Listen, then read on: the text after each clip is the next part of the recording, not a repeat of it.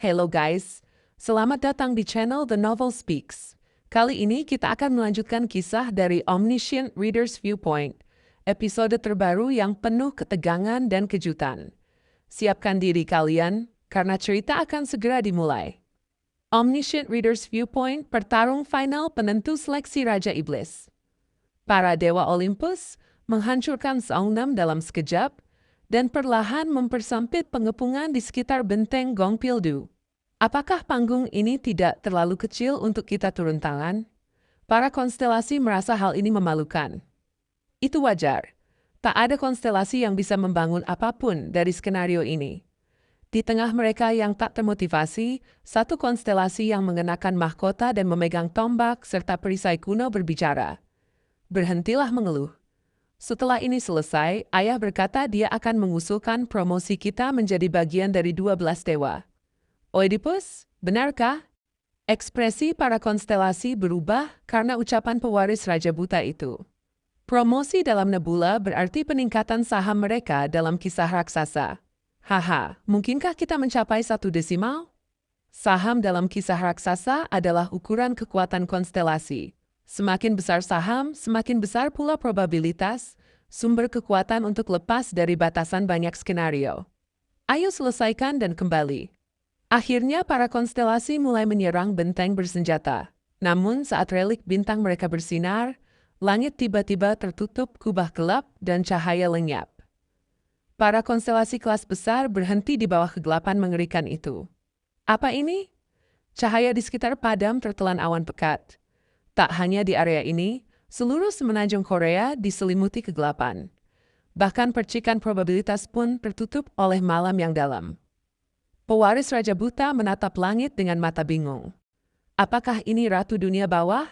Hanya nebula Olympus yang bisa turun ke semenanjung Korea hari ini, dan tak banyak konstelasi Olympus yang mampu menggunakan probabilitas sebesar itu. Salah satu konstelasi memancarkan cahaya redup untuk menerangi sekitar, namun cahaya itu segera lenyap, seolah tersedot ke dalam lubang hitam. Konstelasi lain berteriak cemas. Yang Mulia, jika Anda telah datang, tolong katakan sesuatu. Tiba-tiba, sebuah peringatan terdengar. Sesuatu datang. Sebuah benda hitam melesat dari langit dan menembus dada salah satu konstelasi. Kuhup! Itu seperti cakar naga. Konstelasi yang terluka batuk darah dan mencoba mencabutnya, tapi cakar itu justru membesar dan meledakkan tubuhnya. Ia menjerit sebelum tubuhnya menjadi bagian dari kegelapan. Teriakan bergema, tapi mereka tak bisa menghindar. Itu berarti keberadaan ini berada jauh di atas mereka. Ratu Dunia Bawah tak sekuat ini. Lari. Pewaris Raja Buta menyadari situasi dan memerintahkan mundur. Namun dari benteng bersenjata, semburan percikan cahaya muncul. Cahaya itu begitu kuat hingga kegelapan tak mampu menelannya, menyingkap pintu benteng menuju kotak gelap. Di sana berdiri seorang wanita bertubuh kecil. Orang pertama yang melihatnya adalah pewaris Raja Buta yang gemetar. Kak, kenapa kau? Bayangan api hitam berputar di sekitar tubuhnya. Lalu dari balik rambut hitamnya tampak wajah seorang anak laki-laki bermata merah, dengan satu lengan dibalut perban. Ia mengangkat tangannya, dan bayangan seekor naga menutupi langit. Taring putih terbuka, dan ketika bocah itu tertawa, kegelapan dunia bernapas. Lalu pembantaian pun dimulai. Raja Oedipus menatap layar dengan keterkejutan. Konstelasi pewaris Raja Buta telah dihapus dari skenario. Konstelasi penjaga gerbang Thebes telah dihapus dari skenario. Bayangan naga mencabik konstelasi yang melarikan diri di layar. Untungnya, Han Suyong tidak terlambat. Konstelasi Abyssal Black Flame Dragon tertawa liar. Han Suyong, dengan satu lengan diperban dan separuh wajah tertutup, tertawa terbahak-bahak. Dia benar-benar cocok dengan naga hitam itu. Aktingnya begitu sempurna hingga aku tak tahu kenapa ia dulu membencinya. Raja Oedipus menatapku dan berseru, "Mengapa? Kenapa calon dari kiamat?" Calon dari kiamat. Tentu saja Oedipus tahu informasi seperti itu. Abyssal Black Flame Dragon adalah salah satu kandidat kiamat.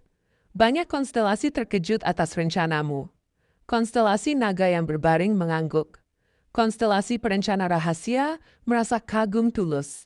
Kau telah memperoleh kisah baru. Kisah membunuh dengan pisau pinjaman telah diperoleh. Aku menatap Gyeonggi-do yang tertutup kegelapan dan menjilat bibirku. Memanggil Abyssal Black Flame Dragon adalah langkah terakhir. Itu bisa saja menimbulkan bencana lebih besar. Tapi karena ada Han Soo-young dan janji dengan naga hitam itu, dia tak akan menghancurkan semenanjung Korea. Kuok, Raja Oedipus menundukkan kepala, mengerang pelan. Melihatnya, Yu Jong-yuk dan aku sama-sama mengangkat pedang. Kau? Putra Oedipus termasuk di antara konstelasi yang dibantai oleh naga hitam. Amarahnya meledak.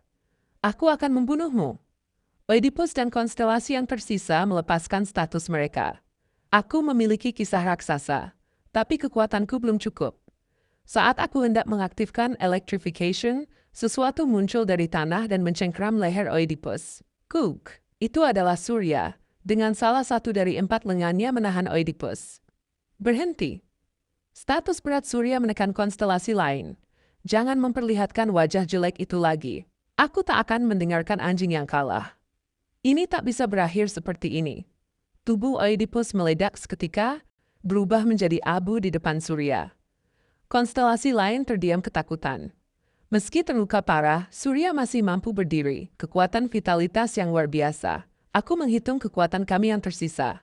Jika kami menyerang sekarang, tiba-tiba Surya berkata, "Ini kekalahan kami." Kupikir aku salah dengar, tapi tidak. Kata-kata itu keluar dari mulut Surya sendiri. Aku menahan senyum. Sang Lokapala Agung telah mengakui kekalahan. Pemenang seleksi Raja Iblis telah ditentukan. Dari kejauhan terdengar jeritan para duk yang kalah. Satu persatu, tubuh konstelasi memudar. Skenario berakhir, dan Starstream menarik kembali probabilitas mereka. Tubuh Surya juga mulai lenyap. Sebelum hilang sepenuhnya, aku ingin bertanya padanya, mengapa dia berubah pikiran? Demon King of Salvation. Namun aku menutup mulut saat melihat matanya. Surya bukan konstelasi biasa. Ia salah satu lokapala besar. Wajar bila ia menolak menggunakan trik pengecut. Mungkin seleksi ini telah menghantam harga dirinya. Apakah kau mendapatkan kualifikasi akhir? Sepertinya begitu. Dan kau juga. Mata Surya berkilat tajam. Aku akan menyaksikan kisahmu. Ia juga akan memperoleh kualifikasi akhir suatu hari. Kami akan bertemu lagi, bukan di sini, tapi di skenario berikutnya dari Starstream. Dan sekilas, pandangannya mengarah pada puing-puing kereta yang hancur. Luka-luka itu bukan dari pertempuran terakhir, tapi bekas lama. Aku tahu, benar. Kau mengerti. Surya akhirnya lenyap. Tekanan di sekeliling pun hilang, digantikan keheningan.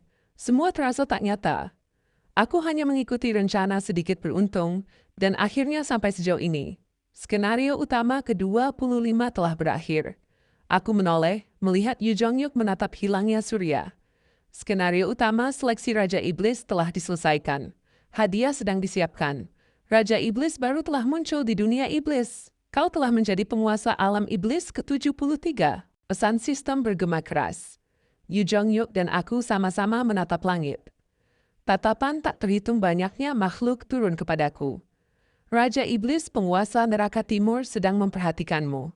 Raja Iblis, iblis prinsip penasaran padamu. Raiblis, singa berjubah hitam, mengundangmu ke wilayahnya. Konstelasi pembuat produksi massal mengirimkan ucapan selamat. Konstelasi Ratu Musim Semi Tergelap mengirimkan hadiah. Konstelasi Dewa Anggur dan Kegembiraan mengangkat piala untukmu. Konstelasi Tahanan dengan Ikat Kepala Emas sangat senang. Konstelasi Komandan Kosmos Merah waspada padamu.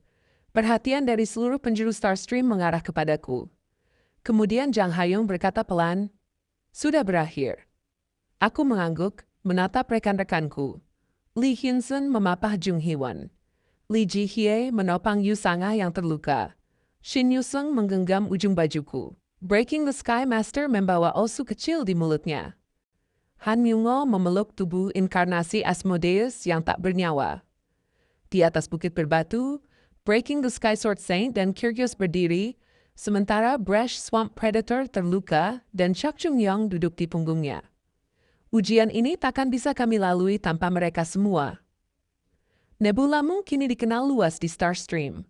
Banyak konstelasi mengingat Nebula, perusahaan Kim Dokja. Yu Jong-yuk mengerutkan kening. namanya harus diganti. Aku tertawa kecil. Ya, nanti kami akan pikirkan nama yang lebih baik. Langit perlahan bersih, kegelapan menghilang. Untuk pertama kalinya aku bisa bernapas lega. Kisah raksasamu pertama sepenuhnya mekar. Kisah raksasa musim semi dunia iblis telah diperoleh. Warga mulai keluar dari reruntuhan. Mereka bersorak, memanggil namaku dan Yu Jongyuk. Di antara mereka, aku melihat Aileen dan Mark. Starstream puas dengan kisah raksasamu. Kau telah memperoleh kualifikasi akhir. Akhirnya, pesan yang kutunggu. Skenario tersembunyi, sebuah kisah tunggal telah dimulai. Kisah-kisah legendarismu membentuk bab pembuka. Bagian awal dari kisah raksasa pertamamu telah selesai. Setelah sekian lama bertahan, langkah pertama menuju skenario terakhir akhirnya dimulai. Kau telah diberikan otoritas. Penyaringan dimatikan. Itulah saat ketika informasi bab terakhir yang selama ini tertutup tirai akhirnya muncul di hadapanku. To be continued. Dan itulah akhir dari episode kali ini. Pertarungan besar berakhir, namun perjalanan mereka masih jauh dari selesai. Terima kasih sudah menyimak sampai akhir. Jangan lupa untuk like, komen, dan subscribe agar tidak ketinggalan kisah selanjutnya. Sampai jumpa di episode berikutnya, hanya di The Novel Speaks.